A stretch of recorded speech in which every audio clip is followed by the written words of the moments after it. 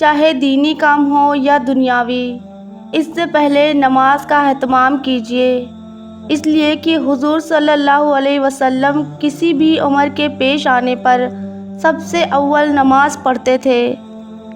فرض نمازیں باجماعت ادا کیجیے، اس لیے کہ باجماعت نماز انفرادی نماز سے 27 درجے فضیلت رکھتی ہے۔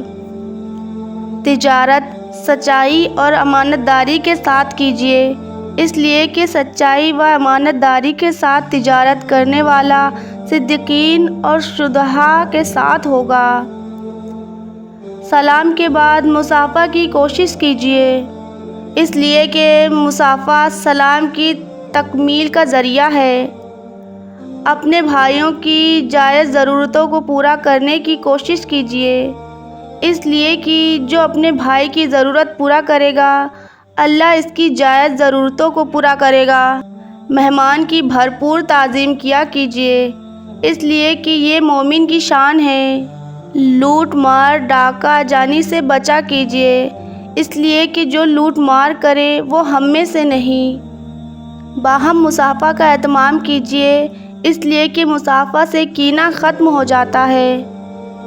آپس میں ہدیہ یعنی تحفے دینے کا معمول رکھا کیجیے، اس لیے کہ ہدیہ آپس میں محبت بڑھانے کے ساتھ دشمنی کو دور کرتا ہے۔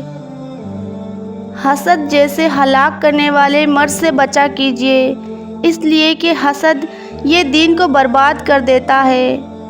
دھوکہ بازی کرنے والے سے بچا کیجیے، اس لیے کہ دھوکے باز جنت میں داخل نہ ہوگا۔ صفت بخل سے بچنے کی کوشش کیجیے، اس لیے کہ بخیل جنت میں داخل نہ ہوگا۔ احسان جتانے کی مذموم کی صفت سے بچا کیجیے، اس لیے کہ احسان جتانے والا جنت میں داخل نہ ہوگا۔ معجمین کی بدتمیزی کرنے سے بچا کیجیے، اس لیے کہ معجمین قیامت کے دن زیادہ لمبی گردن والے ہوں گے۔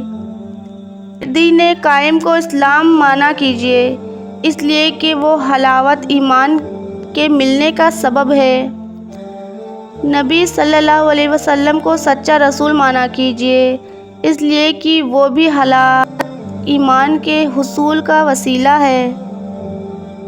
قتل مومنین کے جرم عظیم سے بچا کیجیے، اس لیے کہ قتل مومنین اللہ کے نزدیک سارے دنیا کے ختم ہو جانے سے بڑھ کر ہے۔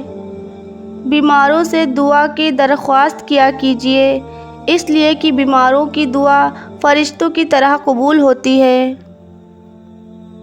کسی بھی کام سے پہلے انشاءاللہ کہا کیجیے، اس لیے کہ اللہ کی مشیت کے بغیر کوئی کام نہیں ہوتا۔ اچھی باتوں کا حکم اور بری باتوں کو روکا کیجیے، اس لیے کہ یہ امت مسلمہ کی امتیازی خصوصیت ہے۔